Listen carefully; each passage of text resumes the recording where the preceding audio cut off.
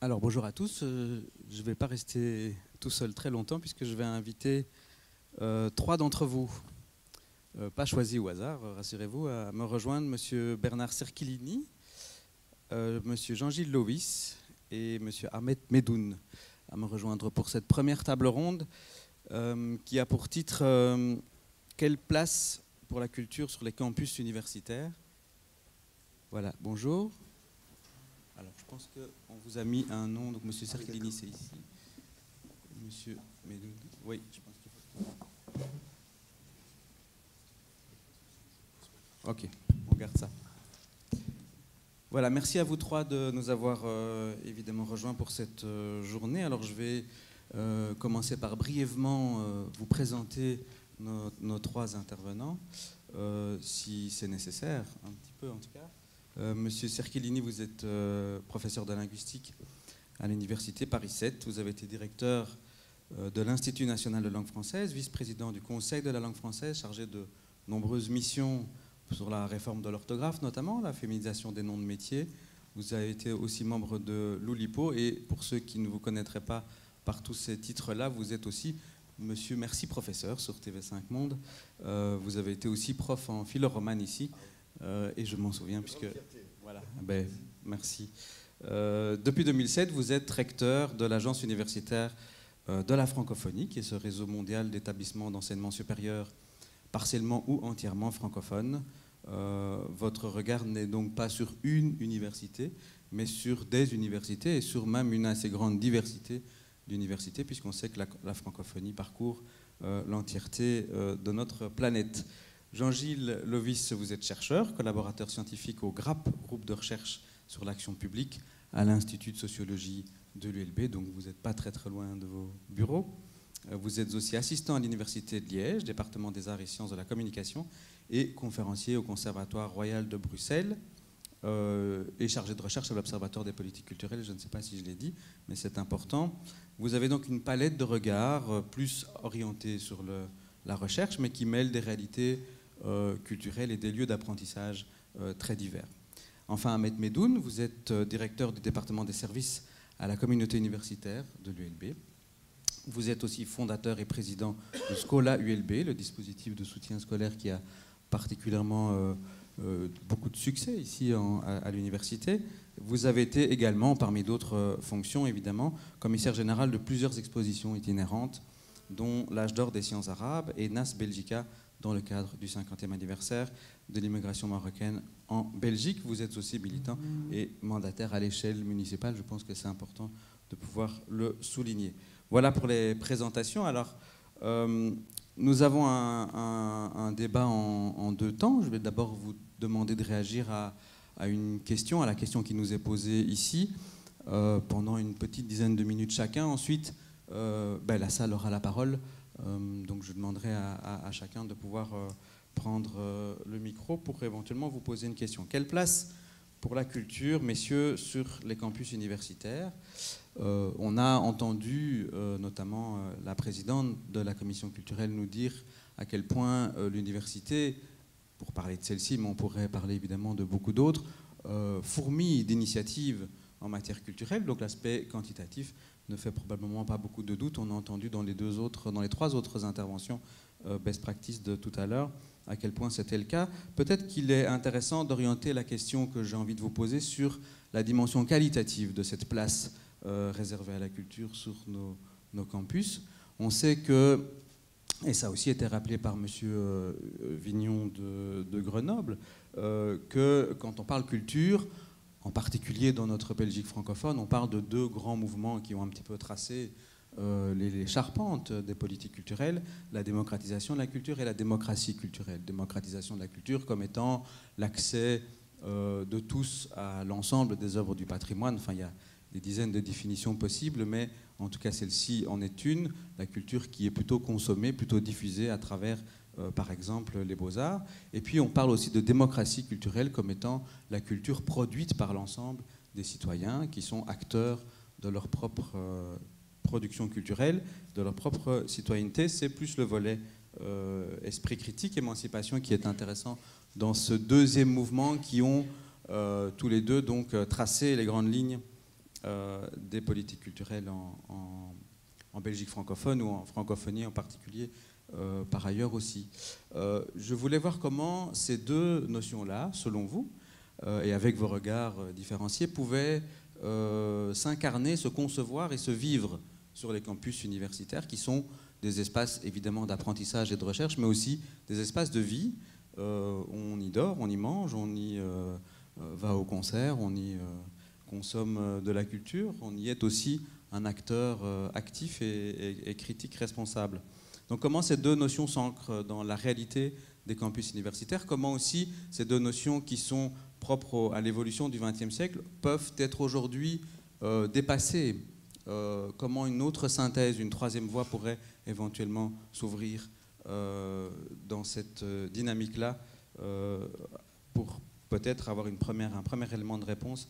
Je m'adresserai à M. Cerchilini en premier lieu, avec un regard plus ouvert sur l'ensemble d'un territoire plus vaste qu'est la francophonie. Je vous remercie. J'ai un micro. Oui, mais je ne peux. Pour parler, il me faut mes deux mains. C'est ça le problème. Voilà, c'est mes origines italiennes. Merci beaucoup. Merci beaucoup. Ces questions, en francophonie du Sud, ce qui va être mon point aujourd'hui, elles se vivent, elles se conçoivent et elles forment une politique. Et ça, c'est neuf. Et ça sera le point de mon intervention. Merci d'abord de m'avoir invité et j'interviendrai en tant que recteur de l'Agence universitaire de la francophonie, c'est-à-dire, vous l'avez rappelé, une association de 804 universités dans le monde, employant partiellement ou entièrement la langue française, et d'autre part, un opérateur, l'opérateur de la francophonie pour l'enseignement supérieur. À ce titre, doté de crédits, de personnel, environ 400 personnes, et de locaux. Nous avons 64 implantations dans le monde, de São Paulo au Vanuatu. Et donc cet opérateur a les moyens d'une politique au service de ses adhérents, qui sont 804 universités dans le monde, en réponse à leurs besoins. Nous sommes des universitaires, nous réfléchissons, et donc ce que nous faisons est toujours une réponse aux besoins, et aux besoins des universités du Sud. Nous donnons des filières, nous installons des campus numériques, nous soutenons des projets de gouvernance dans des universités qui ont des besoins. Donc ce que nous faisons, c'est de la solidarité qui a pris aujourd'hui le sens d'une coopération. Coopération entre cet ensemble d'universités par le biais de réseaux intermédiaires, conférences régionales de recteurs, conférences de doyens francophones d'études juridiques ou autres. Or, au terme de mon second et dernier mandat, je suis frappé par l'évolution rapide ces dernières années des universités des pays émergents. Les universités émergentes émergent. On passe d'une solidarité nord-sud qui a commencé il y a 50 ans, nous avons 52 ans à l'AEF, qui a commencé par de la substitution, on envoyait des missionnaires faire des cours dans des universités africaines, qui est passé de la substitution, la solidarité, à la réelle coopération égale, pour ne pas dire égalitaire. Certes, les universités, pour utiliser un terme qui n'a plus beaucoup de sens, du Sud, ont des problèmes propres. C'est évident, massification de la population étudiante, 1 200 000 étudiants en Algérie par exemple, 60 000 étudiants à Cheikh Anta Diop de Dakar, on a ouvert 5 universités pour désengorger, il y a de nouveau 70 000 étudiants, faible professionnalisation des cursus, compétence inégale des enseignants. Les enseignants docteurs sont une minorité, aussi bien au Vietnam qu'en Haïti qu'au Sénégal. Et bien sûr, locaux souvent insuffisants, vétustes, en mauvais état. Mais les choses changent. Je l'ai vu changer au cours de mon second mandat, depuis 4 années. Pour prendre le dernier point, les locaux. D'habitude, on évoque les universités du Sud comme des sortes de taudis tout cassés, etc. Or, pour prendre les dernières années, un exemple, parce qu'on parle, c'est de l'actualité, puisque le public belge y est sensible, Bujumbura. Le campus de Bujumbura vient d'être refait à neuf. Il est refait à neuf pour l'instant, j'espère qu'il va rester dans cet état, par des Chinois. Il est magnifique et naturellement des locaux culturels ont été prévus. Abidjan, grâce à la Banque mondiale, le campus a été entièrement refait. Il ressemble à un très beau campus universitaire américain. Il y a même les pelouses et tout ce qu'il faut. Et puis, dernier exemple que j'ai vu il y a peu, celui de Tlemcen. À Tlemcen, le recteur a eu, heureux homme, 26 hectares et tous les crédits qu'il voulait pour bâtir un magnifique campus décoré par des céramistes berbères, en liaison avec des architectes berbères et au sein de la culture. Croyez-moi, il vaut mieux enseigner en ce moment à Tlemcen qu'à Sancier. Plus généralement, les recteurs du Sud, que je fréquente quotidiennement, ont les mêmes préoccupations que les recteurs du Nord. Le recteur de Bujumbura, mon ami Gaston Akiza et le recteur de l'Université de Montréal ont pratiquement les mêmes soucis. Ouverture à l'international de leur université, de leurs chercheurs, de leurs étudiants, mobilité des étudiants, accès au numérique pour l'enseignement, la recherche, la gouvernance, etc. et amélioration de la gouvernance. Ce sont des thèmes que l'on parle quand on se rassemble tous.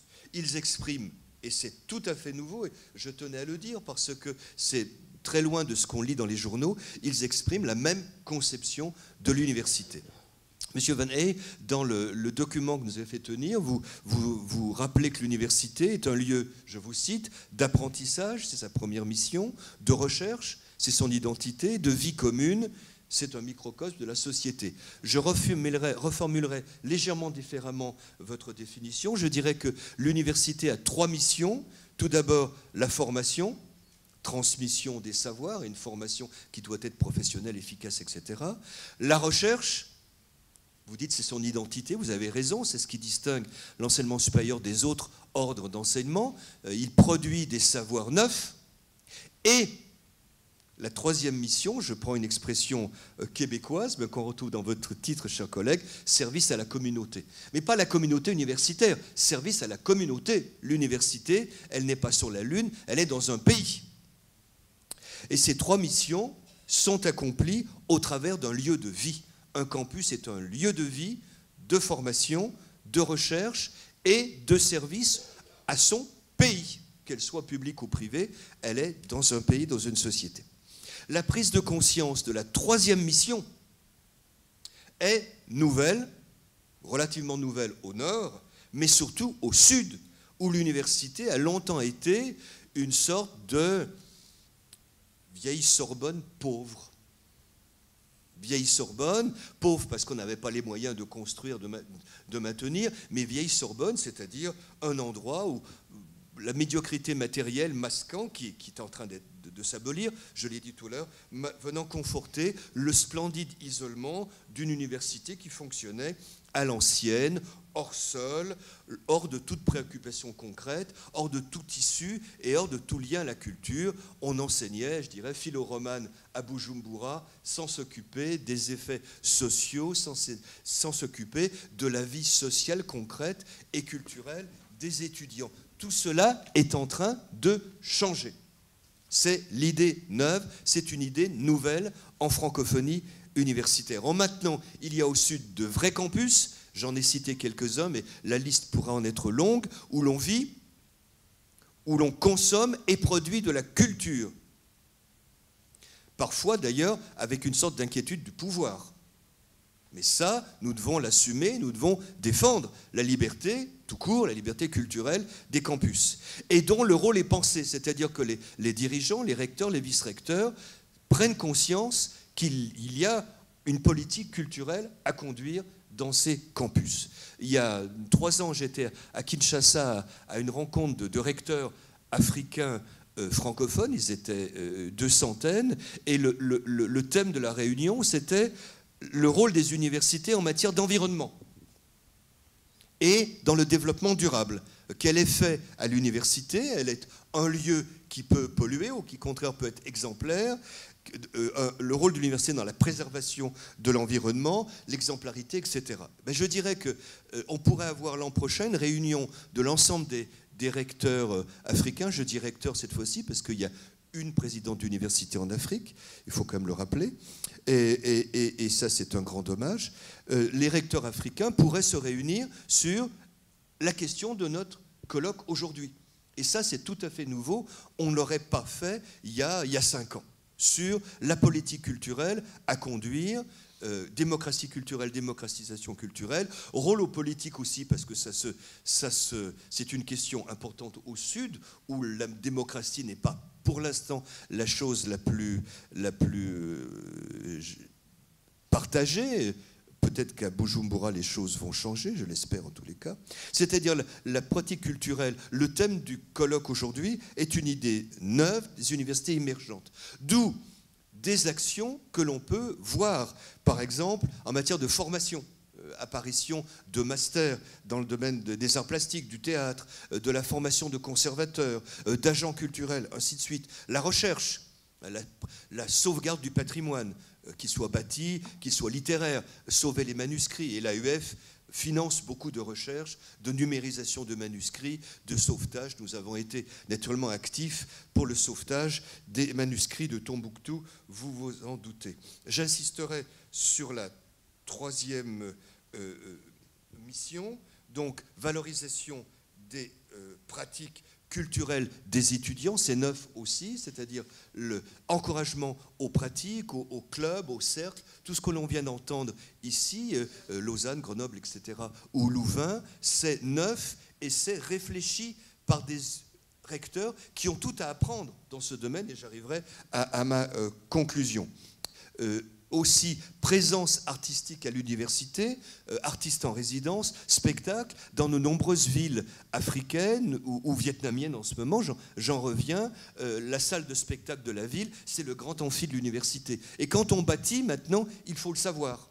J'aurais pu évoquer les 400 hectares à la sortie nord de N'Djamena, où on est en train de construire un des plus gros campus du monde.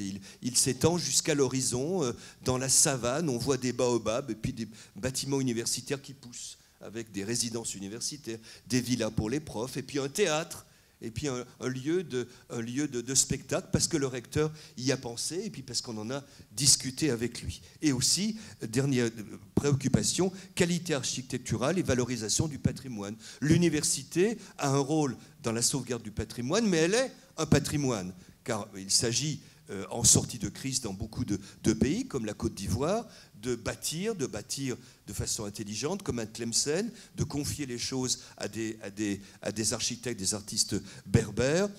L'université est dans une histoire, elle est dans un pays, c'est ce que j'appelle le service à la communauté culturelle. J'ai été trop long, mais j'arrive à ma conclusion. L'articulation entre campus et culture, la question de la démocratie culturelle ou de la démocratisation, premièrement, et pour le dire de façon la plus raide, n'est plus ou n'est pas une problématique d'université riche.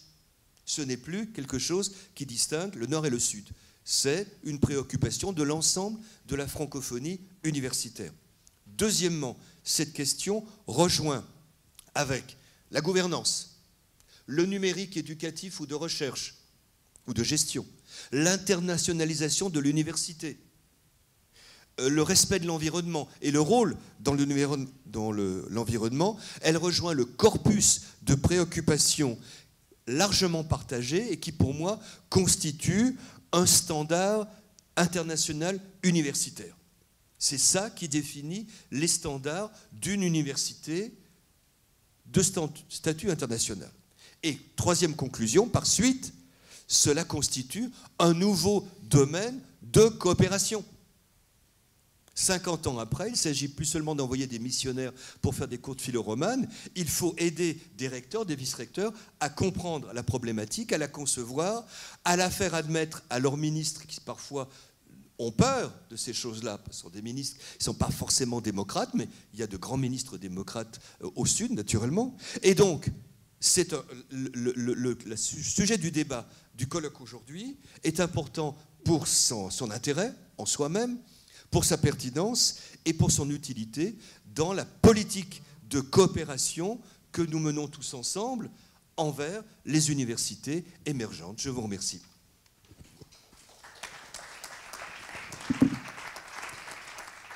Merci, Monsieur Serchellini, de ce voyage dans l'espace francophone qui illustre combien la préoccupation qui nous rassemble aujourd'hui est partagées à travers le monde. Je voulais demander à monsieur Jean-Gilles Lovis qui, lui, a un regard assez pointu, même très pointu, parmi les plus pointus d'entre nous, sur les politiques culturelles, et puisqu'il en a fait un objet d'analyse scientifique depuis de nombreuses années.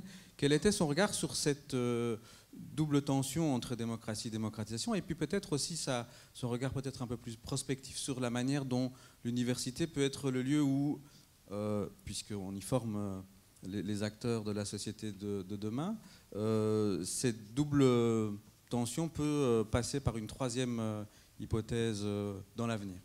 Oui, je vous remercie. Tout d'abord, je tiens à vous remercier de m'avoir invité à cette journée de la culture aujourd'hui qui effectivement est un signe et témoigne de l'intérêt croissant des universités pour la question de la culture en particulier et des politiques culturelles également. Quelle place pour la culture sur les campus universitaires? Une place évidemment importante, et je crois que ici aujourd'hui dans la salle tout le monde sera d'accord et que cette affirmation revêt un certain consensus. Évidemment, tout le monde ne partage peut-être pas cet avis, et il serait aussi intéressant de pouvoir se pencher lors de recherches sur les personnes qui ne sont pas là aujourd'hui et s'interroger sur leurs motivations et les raisons pour lesquelles elles ne partagent pas un tel intérêt. Peut-être que ce sont non pas les publics de la culture qui doivent attirer notre attention, mais aussi les non-publics de la culture. Donc ça, c'est une petite parenthèse en préambule. Donc je pense que la culture doit avoir une place importante sur les campus universitaires, que cette affirmation est partagée. Mais là où les divergences peuvent apparaître, c'est lorsqu'il s'agit de définir la culture et donc de savoir de quoi on parle quand on parle de politique culturelle à l'université. Encore faut-il savoir de quelle culture nous parlons. Alors est-ce que l'on parle des beaux-arts, des arts, de l'art? Est-ce que l'on parle de la culture, des cultures? On peut entendre évidemment la culture dans un sens plus anthropologique, comme on le retrouve dans les politiques culturelles de l'UNESCO, où la culture est l'ensemble des traits distinctifs qui caractérisent des groupes sociaux. Donc on est très loin d'une notion de culture telle qu'on l'entend avec le terme de Bildung, qui se rapproche beaucoup plus de la formation et d'une culture générale de l'individu qui cherche à faire un travail sur soi. Donc la définition de la culture peut déjà donner des pistes d'orientation à la définition d'une politique culturelle dans les universités et n'emporte pas toujours une adhésion générale et engendre quelques petites tensions. L'autre point qui peut aussi donner quelques pistes de réponse différentes est la question de l'action. Donc, quand on parle de politique culturelle, l'objet est bien de savoir ce que l'on peut faire. Et dans le domaine de l'action, là aussi, en matière de gouvernance ou d'objectifs d'action, on verra qu'il y a quelques petites divergences. Alors, l'émergence des politiques culturelles dans les universités, oui, on le voit depuis une dizaine d'années en Belgique francophone. On voit que cette préoccupation se propage, se répand, se développe. On voit qu'il y a aussi une petite impulsion qui nous vient bien souvent de notre voisin du Sud, français, chez qui le développement des politiques culturelles dans les universités a bien une trentaine d'années et se fait aussi sous la houlette de l'action de l'État. Donc le ministère de la Culture prend part, on l'a entendu précédemment, par des conventions qui sont signées. Ici, en Belgique francophone, on pourrait dire que l'action des pouvoirs publics se montre davantage timide, en tout cas beaucoup plus modeste, et ne fût-ce qu'en termes budgétaires, les programmes qui sont spécifiquement dédiés au lien entre culture et enseignement représentent environ 0,1% du budget culturel qui, en lui-même, est déjà relativement restreint. Voilà, alors, je ne sais pas si je pourrais répondre à la demande d'offrir une troisième voie et d'entrer vraiment dans la prospective, mais je vais essayer. Alors, reposer peut-être les définitions de la démocratisation de la culture, la démocratie culturelle dans un premier temps.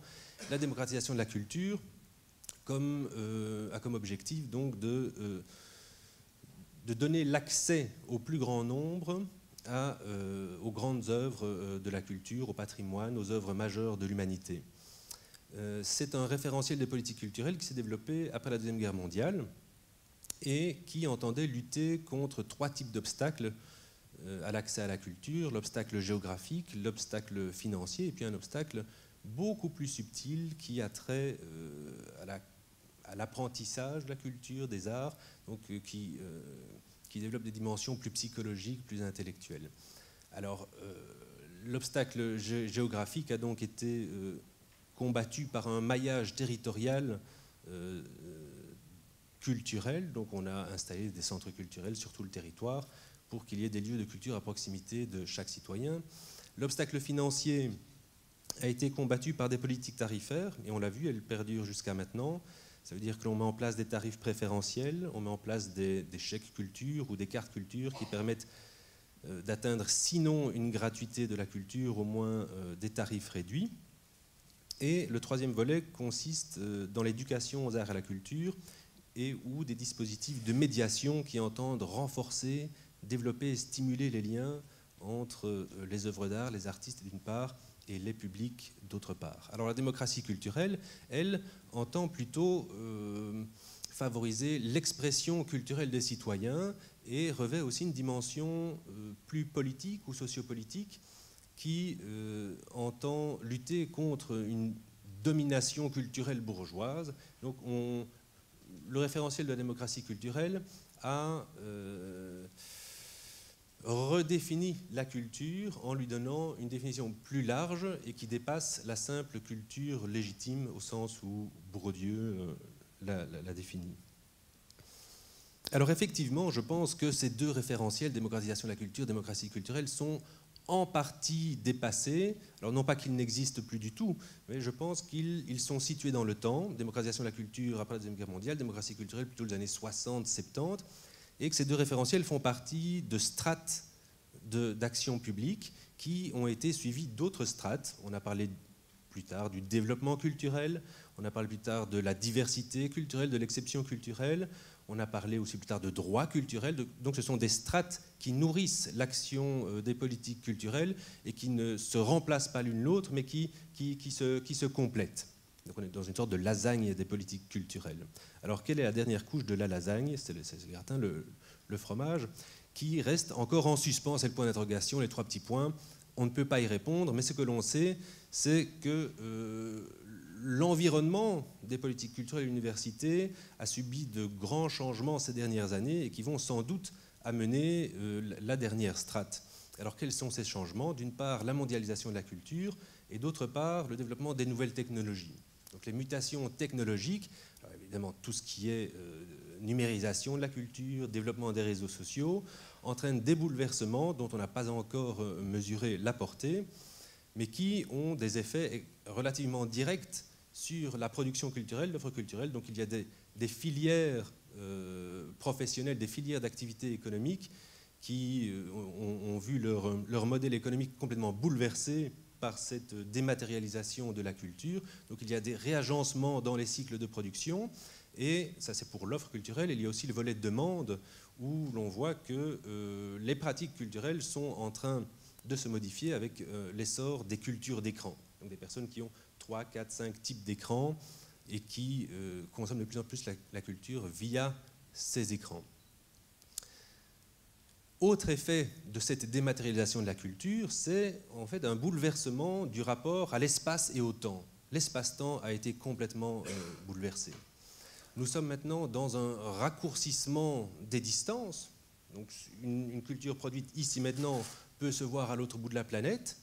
Donc les frontières, la notion de territoire a été complètement chamboulée. Et puis le temps, on est maintenant dans l'instantanéité de la culture. Non seulement ce que l'on dit ici peut se voir et s'entendre à l'autre bout de la planète, mais en plus, ça peut se faire de manière simultanée. Donc dans la manière de produire la culture, développer l'offre et d'appréhender la demande, la consommation, cette instantanéité, cette ubiquité change les donnes.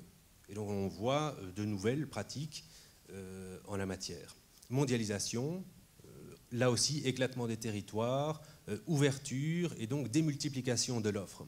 La mondialisation de la culture a développé l'offre culturelle de manière phénoménale. Maintenant, les personnes peuvent avoir accès à une diversité d'œuvres, de créations auxquelles les citoyens ne pouvaient pas avoir accès précédemment. Donc on le voit l'environnement, mutation technologique, mondialisation, a des effets et que l'on doit prendre en compte lorsque l'on essaye de mettre en place une politique culturelle à l'échelle d'un État, mais aussi à l'échelle d'une université. Alors que faire ? Il faut me dire quand je dois m'arrêter. Que faire ? Dans un premier temps, quitte à surprendre, je dirais rien. La politique culturelle, il ne faut surtout rien faire, et c'est ce que l'on appelle le principe de subsidiarité, qui est à la base des politiques culturelles, que ce soit de l'Union européenne ou de la communauté française. Donc surtout, ne faites rien, laissez agir les personnes que cela préoccupe, donc les étudiants, les associations. Elles sont adultes, elles sont très grandes, et elles usent de leur liberté pour pouvoir faire ce qu'elles entendent vouloir faire. Donc il ne faut rien faire, c'est plutôt une sorte de liberté qui est laissée. Donc le devoir et l'obligation dans le chef des autorités est une obligation négative, l'obligation de ne pas faire pour laisser la place aux personnes que cela concerne. Bien entendu, cette réponse est un peu courte et insatisfaisante, et vu que nous tous dans la salle, nous aimons la culture et les arts, nous avons envie de dire, mais non, il faut quand même faire quelque chose. Alors oui, évidemment, on peut accompagner les initiatives qui sont lancées, on peut les soutenir, on peut même parfois les susciter, donc les inciter. On peut faire des appels à propositions qui permettent de stimuler cette dynamique, ce dynamisme des acteurs de l'université. On peut aussi s'interroger sur la responsabilité que l'on a en tant qu'institution de savoir, de formation, de recherche. Est-ce que l'on n'a pas une responsabilité vis-à-vis non seulement des nouvelles générations, des jeunes générations, les étudiants? Est-ce que l'on n'a pas des choses à leur transmettre en termes de patrimoine, ce qui reste de nos pères, de nos mères, en termes de valeurs liées à la recherche, à la connaissance? Donc peut-être qu'il y a quand même certains éléments que l'on devrait mettre en place pour pouvoir endosser ce devoir et cette responsabilité de transmission. Alors très concrètement, la question quelle place pour la culture sur un campus universitaire, cette question appelle une réponse physique, concrète. Que fait-on en termes d'aménagement du territoire, d'urbanisme, d'espace? Comment aménage-t-on l'espace d'un campus universitaire pour permettre qu'il y ait une vie concrète, culturelle, au cœur du campus? Alors on l'a vu précédemment, les mutations technologiques font que l'espace est modifié.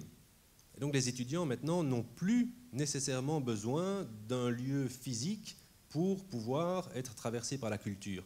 Ils ont leur ordinateur, ils ont leur smartphone, et ils peuvent accéder à une somme de musique classique, de tableaux, de textes via leur écran, même pendant qu'ils écoutent un cours entièrement ou à moitié. Donc ils sont en contact avec la culture qui a été, ils peuvent être en contact de manière constante avec la culture qui a été dématérialisée. Ceci n'empêche pas que, à nouveau, les autorités puissent avoir des gestes en termes d'infrastructure. Et on peut même imaginer des gestes architecturaux emblématiques, que ce soit par la construction d'un musée, la construction d'une salle de spectacle ou autre. Donc dans ce débat sur la déterritorialisation de la culture, suivi par une reterritorialisation de la culture, on peut imaginer d'avoir des espaces, des lieux de proximité qui tentent de réincarner le rapport à la culture qui, par ailleurs, a été dématérialisé. Autre aspect essentiel, je pense, c'est la question de la promotion de la culture, de la visibilité, de la médiation de la culture. Un des grands défis de notre époque est de pouvoir gérer la surabondance de l'information. Donc, maintenant que l'accès à la culture est facilité, la grosse problématique est qu'il y a un hyper-choix pour les publics, les citoyens, les étudiants. Il y a une surabondance de l'offre culturelle et les citoyens, les étudiants n'ont pas toujours les clés pour pouvoir s'orienter dans cet hyper-choix. Donc, on va devoir éventuellement donner des clés pour rendre visibles certains pans des arts et de la culture. Autre aspect, la médiation, donc essayer de tisser des liens entre les objets sensibles, que ce soit les œuvres ou les artistes, et les différents publics. Bon, je pense que je vais petit à petit m'arrêter. Peut-être un dernier tout petit point, quelques secondes, c'est l'université en tant que lieu de recherche et d'innovation. Je pense que l'université a un rôle essentiel à jouer dans ce domaine, et notamment par rapport à la communauté. L'université, je pense, doit avoir une place centrale au sein de la ville, au sein du pays ou d'une communauté, en matière de recherche et d'innovation, et qu'il y a en la matière quelques petits obstacles dus à des tendances institutionnelles, la manière dont la culture a été institutionnalisée, et en particulier l'enseignement supérieur artistique a été institutionnalisé en Belgique francophone. Je pense que c'est sans doute une erreur historique des pouvoirs publics d'avoir isolé les écoles supérieures des arts des universités et travailler à essayer de remettre les futurs créateurs, les créateurs en devenir au cœur des campus universitaires peut, par la contiguïté, par des phénomènes d'infusion, de partage, de collaboration, permettre de sensibiliser l'ensemble des étudiants à la culture et de développer l'innovation en la matière. Je vous remercie. Merci beaucoup Jean-Gilles pour ce regard qui est celui du chercheur. Et sur le tout dernier point que tu as évoqué, je peux effectivement témoigner qu'il y a aujourd'hui des passerelles qui se font et qui sont très riches. On a beaucoup d'étudiants en gestion culturelle, par exemple, qui sont issus des écoles supérieures et qui apportent un regard neuf très important dans la dynamique. Monsieur Medoun, on va revenir au cœur du campus. Vous êtes directeur des services à la communauté universitaire et président fondateur de Scola ULB. Quel est votre regard, vous qui êtes vraiment au cœur de la question des aménagements, des infrastructures et des services qui sont posés de façon très concrète à la communauté sur cette double question démocratisation-démocratie? Je vais d'abord commencer par une civilité. Merci à l'équipe qui a organisé cet événement. À mon époque, il y avait encore de grandes tables. Nous étions assis derrière. Il y avait une espèce de tapis vert sur la table. Et du coup, évidemment, ça influençait les codes langagiers et le langage du corps. Et donc, je suis comme le recteur de l'AUF. J'ai en théorie besoin de mes deux mains, mais je vais n'en utiliser qu'une seule. Je dirai donc un mot sur deux. Et je commencerai par dire à notre collègue de l'Université de Grenoble que le centre de gravité de l'Europe, j'y habite, c'est Bruxelles. Mais quand j'habite sur la Lune, du point de vue de la Lune, la Terre est sans frontières. Je ne suis plus un artisan intellectuel à temps plein, je l'ai été, mais dans une autre vie, j'ai été prof de français, il y a bien longtemps de cela, chez les sourds. Et je vais donc commencer par ce point de départ-là, parce qu'une formidable terre du pédagogique, une terre où on ne met pas le sensible à distance de l'intelligence, c'est à coup sûr l'école maternelle. Et j'y ai découvert comment en 50 ans, le patrimoine pédagogique des écoles avait extraordinairement évolué. Ceux qui ont des enfants ici, ceux qui sont mamans, celles qui sont mamans, ceux qui sont papas, remercient les écoles de tous les somptueux cadeaux qu'ils font à l'époque de la fête des mères, bientôt la fête des pères. Je suis renseigné ce matin dans mon école, et donc je recevrai sans doute une merveilleuse œuvre d'art, de la pâte à modeler, etc. Je sais que quand ma fille était... J'ai 3 enfants, et quand ma fille était... Excusez-moi de parler à échelle d'homme, mais c'est important. Ma fille était à la crèche, il y avait du théâtre pour bébés. Et donc tout cela pour dire que il y a un éveil sensoriel des tout-petits. Et que cet éveil précoce des sens ouvre la voie aux premiers apprentissages. Et paradoxalement, lorsque l'on va à la grande école, pour parler comme mes enfants, eh bien, on met à distance l'art. Les sens sont relégués au rang d'intrus. Ils empêcheraient de raisonner en rond. Et puis, j'ai aussi été prof dans le secondaire.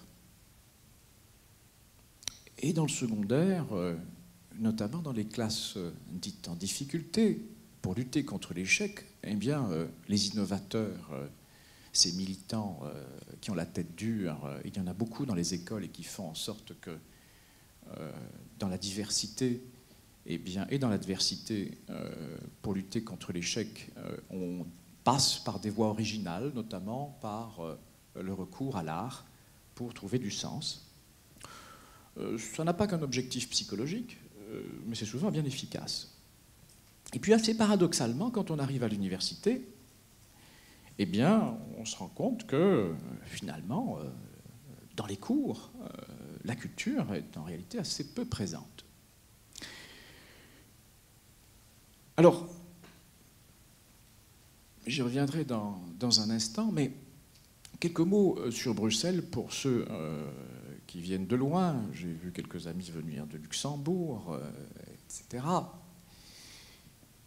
Bruxelles, c'est une forêt de paradoxes.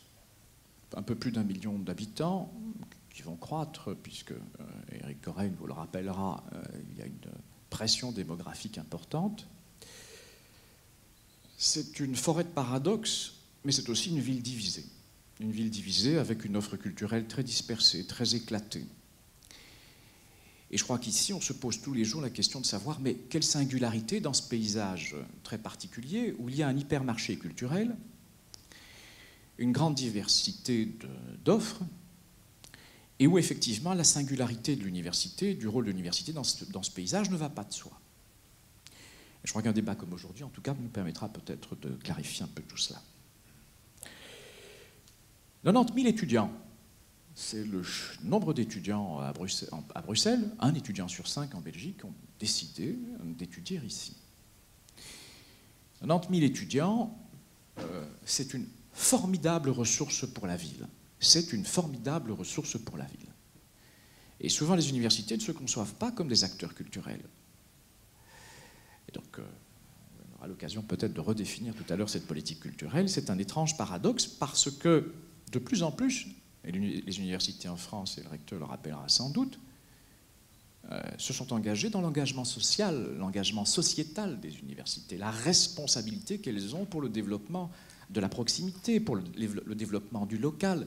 Et c'est important dans une ville comme Bruxelles de bien réfléchir à la médiation culturelle dans une ville où 16% de la population serait issue de l'immigration marocaine, par exemple. Donc c'est important. Les universités, pour reprendre une formule qui est souvent employée, sont en réalité des ports francs de la culture. Ce sont des ports francs de la culture parce que ce sont des lieux de liberté. Ce sont des lieux où il y a une très forte tension entre la conservation et l'irrévérence, le subversif. Mais assez paradoxalement, peut-être qu'on aura l'occasion d'y revenir, les cultures de la rue entrent très peu à l'université. Les cultures urbaines sont très peu présentes à l'université. C'est comme s'il y avait un rapport très scolastique à la culture. On aura peut-être l'occasion d'y revenir. Elle questionne, elle interroge, elle est dans son boulot, elle problématise, pour utiliser un terme un peu savant, elle met en débat, elle construit, elle déconstruit, elle produit des savoirs, c'est son boulot. Mais en même temps, et je crois que c'est vrai pour la majorité des gens qui sont ici, l'enseignant, les gens qui travaillent, qui bossent dans les universités, j'ai été prof dans le secondaire, j'ai enseigné dans l'enseignement supérieur à l'université, eh bien nous avons tous une sorte d'idéal d'humain diplômé. Qu'est-ce que c'est qu'un humain diplômé? Et souvent, je me rends quand même compte qu'il y a une conception de l'intelligence qui prédomine et qui oublie l'importance du sensible. Et alors que, paradoxalement, l'essentiel des enseignants connaissent ou sont motivés, ont comme moteur intime une crise prométhéenne, l'émancipation de l'autre et un idéal humaniste. On aura l'occasion certainement d'y revenir. Petit retour sur la scène pédagogique, et qui me fait penser que c'est très important que l'université se décloisonne dans sa ville. Bien sûr, elle est en train de le faire. Elle est de moins en moins un sanctuaire et de plus en plus, elle éponge la ville. Elle est un village planétaire, on l'a dit. Elle accueille toute la diversité du monde. Elle se féminise. Les étudiants sont de plus en plus âgés. Il y a des universités qui accueillent du 3e âge. On pourra bientôt parler du 5e âge, l'espérance de la vie étant ce qu'elle est. Des universités des enfants à travers 127 villes dans le monde. Et donc effectivement, l'université peut jouer un rôle très original, très particulier comme acteur. Sur la scène pédagogique, j'en discutais avec Jean-Michel de Waal à plusieurs reprises, qui me disait « Tu sais, moi, je n'ai jamais été un grand étudiant dans le secondaire, et pourtant, il a été doyen, les choses se sont bien passées pour lui. Et j'ai la conviction que pour parler, pour atteindre des enfants différents, il faut avoir des méthodes différentes. Et que c'est un emprisonnement mental que d'imaginer que chacun peut apprendre les mêmes choses de la même façon.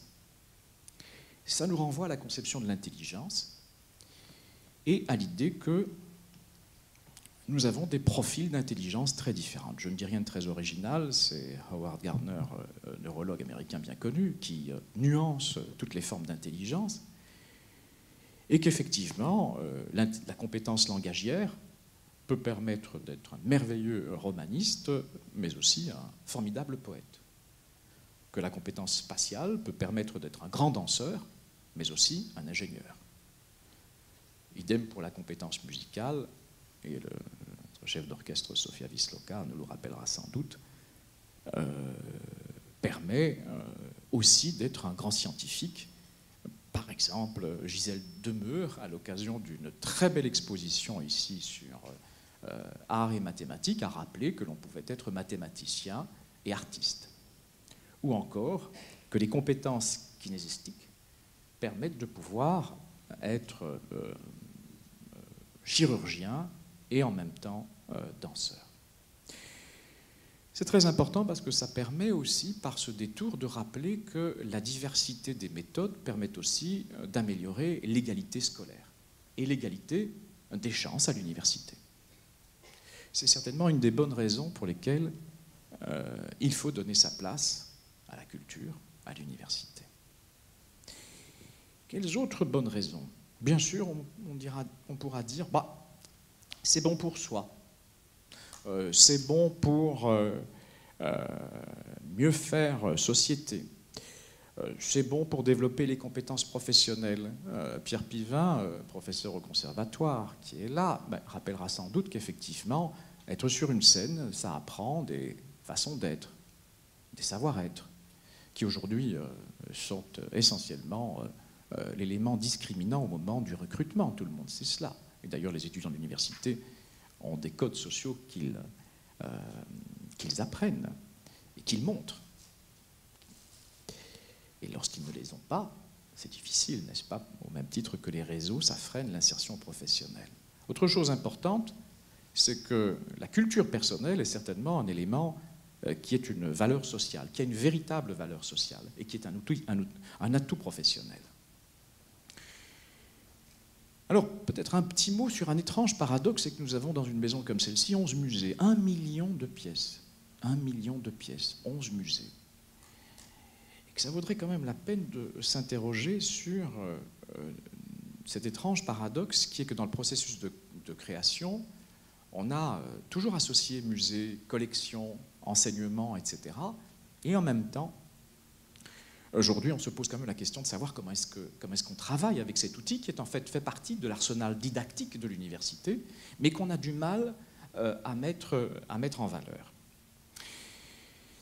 Alors, un élément auquel je suis moi très attaché, c'est qu'à l'université, lorsque l'on parle de démocratisation, c'est-à-dire lorsque l'on essaie d'alléger le sac à dos ou le poids du sac à dos que les étudiants prennent lorsqu'ils prennent l'escalier alors que d'autres prennent l'ascenseur, eh bien, avoir une offre culturelle à l'université qui permette à certains jeunes dans certains quartiers et qui ont un lien émotionnel très fort avec ces quartiers de pouvoir aussi avoir accès à cette offre culturelle à l'université, je crois que c'est certainement une des missions de l'université. C'est une instance de socialisation. C'est une instance de socialisation. Et elle doit permettre, dans ce métier d'étudiant, qui est un métier très difficile, le métier d'étudiant, parce qu'il y a plein de moments où il faut habiter le temps. Et ce temps, chez beaucoup d'étudiants, eh bien, ce temps libre, parfois, se transforme en temps mort. Et donc, effectivement, avoir une offre culturelle dans ces moments, c'est extrêmement important. Alors, je vais clôturer, parce que le temps est court et que, comme je suis le dernier à causer, en général, on essaye de me couper. Mais je vais échapper à la crucifixion. J'ai Nicolas Dassonville qui me fait depuis tout à l'heure ceci. La première chose que je dirais, c'est que dans mon boulot ici, et je l'ai fait quand j'étais aussi échevin de la culture dans une autre vie, c'est que j'ai toujours essayé d'échapper aux batailles des subjectivités en matière de culture. Je ne suis pas un arbitre des élégances, parce que je crois que c'est une prétention que de hiérarchiser la culture en mettant tout en haut la haute culture, pour parler comme Steiner, et tout en bas les arts de la rue, par exemple. Moi, j'aime, quand je vais dans un musée, j'aime l'émotion esthétique. Et je crois que l'université, lorsqu'elle s'engage, lorsqu'elle tente de déconstruire les stéréotypes, c'est un boulot très difficile de déconstruire les stéréotypes, eh bien, elle est dans une posture où elle va véhiculer une certaine définition de l'humain. Et moi, j'aime bien les projets qui ont comme ambition de proposer une définition de l'humain, de diffuser une culture humaniste. Et je crois que l'université, lorsqu'elle fait ça, elle est tout à fait dans son job et dans son rôle. Un petit coup de cœur pour terminer d'une très belle pratique à l'université de Nantes. C'est une brigade d'intervention poétique. Ils interviennent dans les auditoires pendant 5 minutes. Le professeur n'enseigne rien, c'est un petit groupe. Ils vous diront notamment que heureux sont les fêlés puisqu'ils permettent de laisser passer la lumière. Je dirais pour conclure que pour les étudiants, mais c'est vrai pour vous aussi, vivre c'est bien, vivre poétiquement c'est mieux, et ces expériences culturelles sont certainement un formidable moment de sens pour faire face aux absurdités de la vie. Je vous remercie.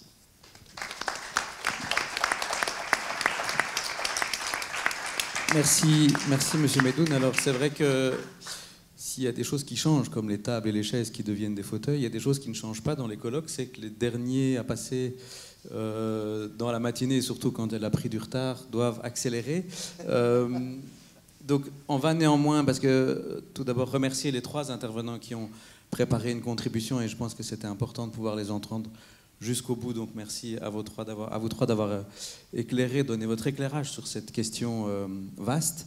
Je pense qu'on va passer une dizaine de minutes à vous écouter, à donner la parole à la salle. Enfin, je dirais, puisque la matinée a été longue, avant la pause. Donc voilà, nous avons 3 intervenants qui sont à votre disposition. Je voudrais aussi vous dire que si vous avez une question sur les 3 bonnes pratiques qui ont été décrites en début de matinée, les intervenants sont là aussi, on peut leur redonner la parole. Voilà, il y a des micros qui vont circuler de chaque côté de la salle.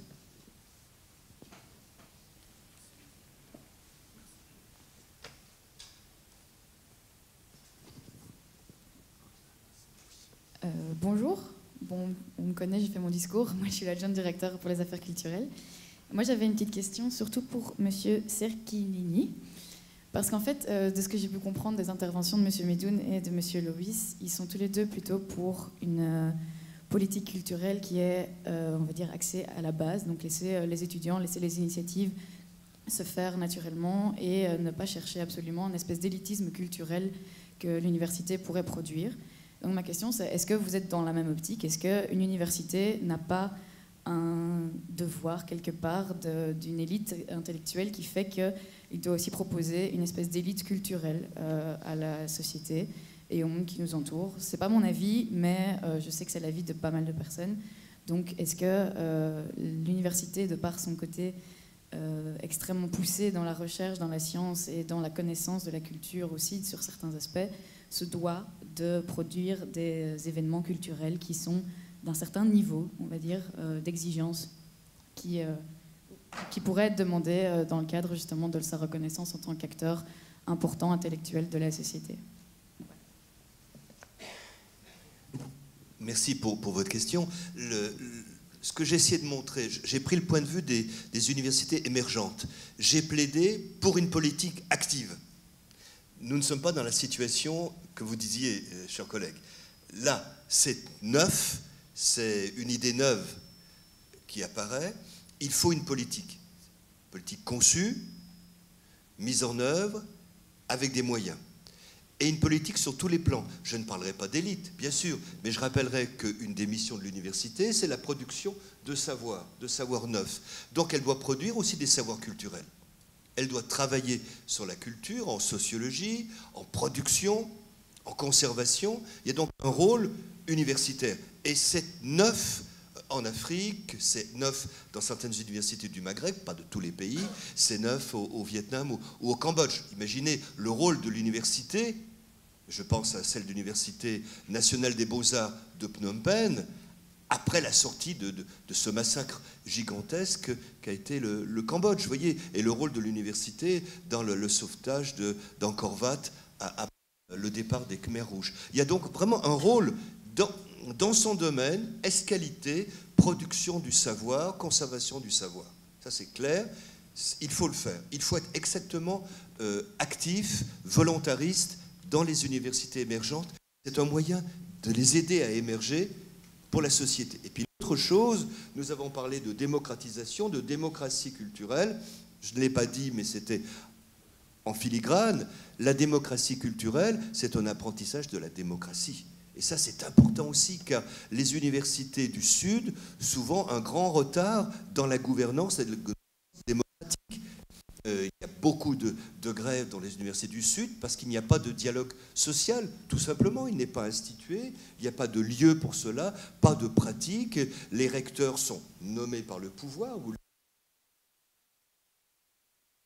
Apprendre, et c'est notre rôle à l'AUF, par la concertation, la discussion, essayer de mettre en place une gouvernance démocratique des universités. Et la démocratie culturelle, c'est déjà un moyen latéral, discret, qui ne fait pas trop peur, mais qui est fondamental. Donner le pouvoir, donner du pouvoir aux étudiants pour que leur culture se diffuse, pour qu'ils aient leur mot à dire, et c'est un moyen de mettre en route les choses. Donc, dans les deux domaines, pour vous répondre, je suis farouchement interventionniste, volontariste et convaincu qu'il faut une politique conçue avec une finalité et avec des moyens dans ces universités. Voilà.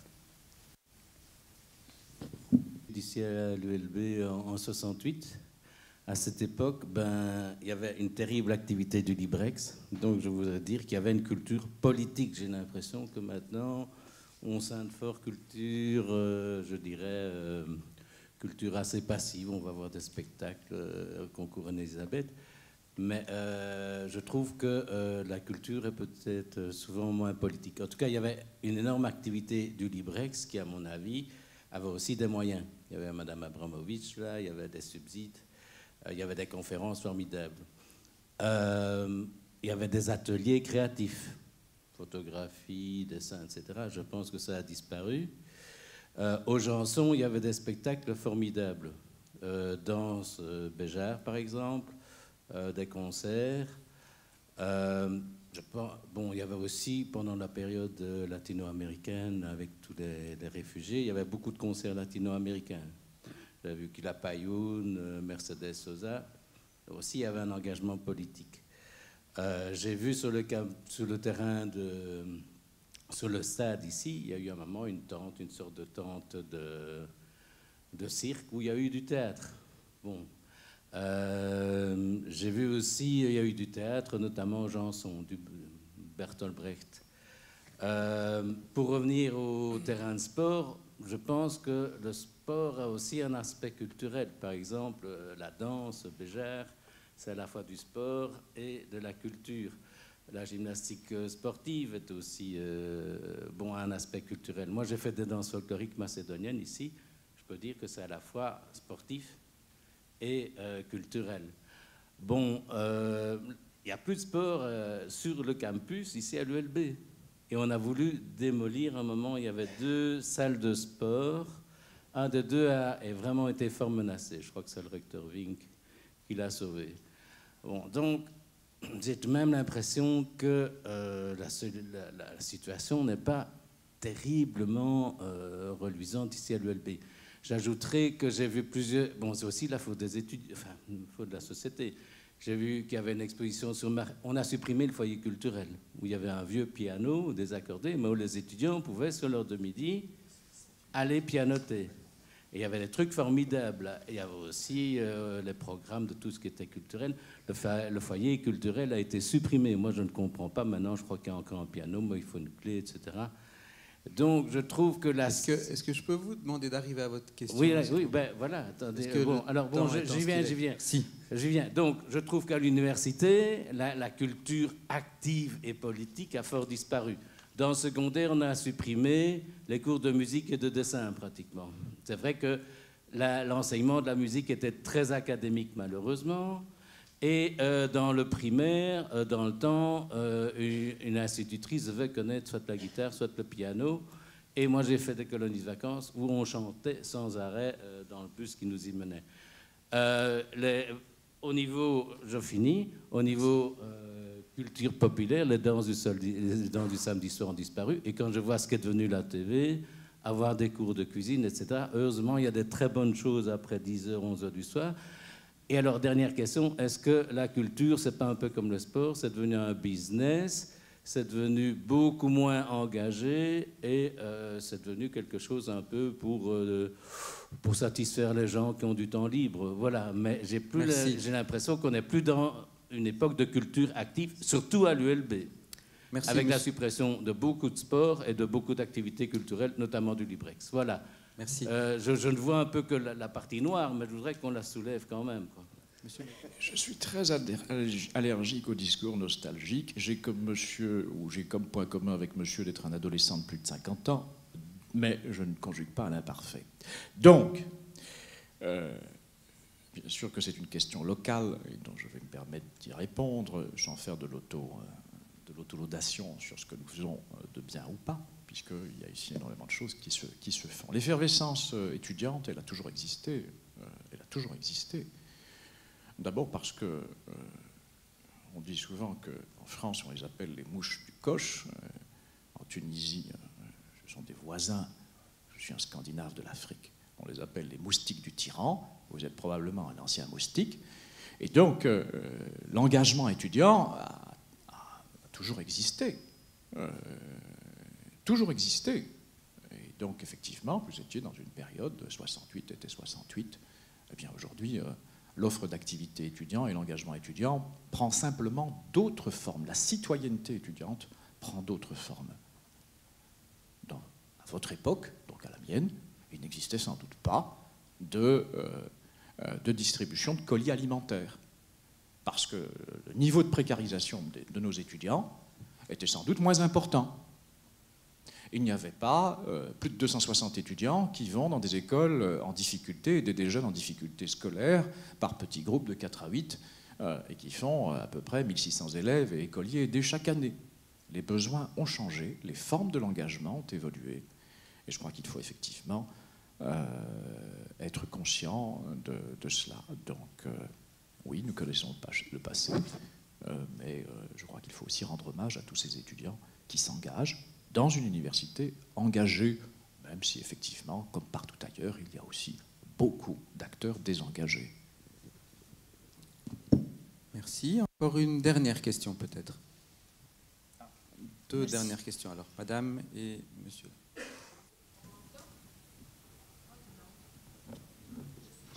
D'orchestre Université libre de Bruxelles, et je fais ça, monsieur, depuis 34 ans. Si vous ne savez pas qu'il y avait une orchestre à ULB, je vous dis que ça existe depuis encore M. Loridan et encore des autres avant moi. Monsieur Medoun, je vous remercie beaucoup pour cette superbe présentation. Excusez-moi, madame, monsieur, je parle comme je parle, je suis slave et j'ai certains accents. Essentiel, c'est j'ai mes observations sur la jeunesse qui vient pour jouer des instruments de toutes sortes de pays. C'est extraordinaire parce qu'on a ici en OLB, on a un potentiel extraordinaire sans beaucoup d'infrastructures. Infrastructure est faite pas depuis longtemps, mais elle est là. Et il faut la soutenir, cette infrastructure, pour tous les ateliers, où c'est le théâtre, où c'est la chorale, où c'est la danse. C'est extraordinaire parce que c'est énorme et il faut maintenant, avec les nouvelles possibilités audiovisuelles, Internet, etc., s'informer par soi-même. Avant, on disait, quelqu'un téléphonait, voilà, c'est comme ça, il y a un concert, ou il y a un spectacle, etc. Maintenant, c'est vous, vous êtes maître de votre journée, votre nuit, parce qu'on travaille aussi ici très tard. Et c'est quelque chose où on doit faire une meilleure visibilité de tous ces jeunes qui viennent de tous les pays, qui sont là, qui attendent de nous autres, parce qu'ils attendent une possibilité de faire quelque chose de leur temps libre, parce qu'ils ne sont pas tous pour sortir, boire un verre ou quoi. Moi, j'ai une jeunesse. Je partage maintenant la baguette avec quelqu'un d'autre, un compatriote qui dirige aussi l'orchestre parce que c'est énorme. Et j'espère que ça va continuer toujours comme ça, parce qu'on voit bien que les jeunes ont besoin de se produire, voir des autres comme eux, qui ont un parcours à l'université, dans le maths, dans la physique, dans les sciences, et leur temps libre, ils passent ici, à l'université, après 8 heures du soir, jusqu'à très très tard. Et je suis très contente de pouvoir prendre la parole publiquement, parce que vous devez savoir que l'Université libre de Bruxelles a énormément de possibilités dans les personnes, dans les têtes universitaires et dans les petites fourmis aussi. Et je vous remercie beaucoup. Merci pour votre témoignage. Oui, Kim Osterling, je suis prof ici à l'ULB. J'avais une question pour Jean-Gilles Lovis. Donc j'entends bien qu'il y a une volonté de laisser faire, que l'université ne doit pas finalement guider ce qui doit être fait pour les étudiants. Mais si on prend en compte les deux éléments mis en avant, la globalisation et l'utilisation croissante des écrans, ça pose deux questions. La première, c'est la croissance de l'utilisation des écrans, finalement, donne à voir une forme de culture, mais pas finalement l'objet, souvent, tel quel. Si je prends voir une œuvre d'art sur un écran ou voir l'œuvre d'art réellement, il y a une différence énorme. Donc la question, est-ce que l'université n'a pas pour rôle de faire passer le pas suivant aux étudiants, donc de dépasser l'écran et d'aller voir la culture en réel par après, plutôt que de dire ils ont un écran, ça leur suffit. Et l'autre élément a trait à cette rupture des frontières. Dans un monde globalisé, on peut très vite avoir une situation dans laquelle on décide que l'autre université fera la culture et que finalement mon étudiant n'aura qu'à la consommer par écran interposé et donc ne sera plus lui-même acteur directement. Donc, c'est mes deux questions. Est-ce que ça n'est pas un risque finalement aussi ? Oui, tout à fait. Merci pour la question. Oui, c'est un risque. Comme je le disais, je pense que l'université a une responsabilité à assumer en la matière et ne doit pas se contenter d'une sorte de laisser-faire qui donnerait la charge de la responsabilité soit à d'autres universités ou à la société civile ou au pouvoir public. Donc effectivement, il faut pouvoir agir en la matière et réagir par rapport à ce mouvement de dématérialisation de la culture. Et effectivement, le constat qu'une culture numérisée n'est pas toujours équivalente à la culture en elle-même est tout à fait correct. Bon, il y a sans doute des domaines dans l'audiovisuel, quand il s'agit de musique enregistrée ou de séries audiovisuelles. Là, on peut directement consommer le produit original.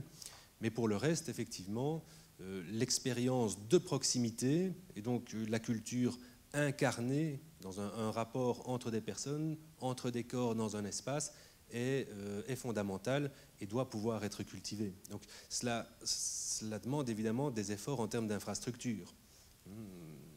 Poser un geste architectural pour un musée, construire une salle de spectacle qui soit bien équipée aux normes, avec des équipements de lumière, etc. Tout ça demande des investissements, mais je pense que effectivement l'université a ce rôle de pouvoir mettre en place des équipements, des infrastructures nécessaires à ce que cette culture soit vécue physiquement dans des lieux, sur le campus.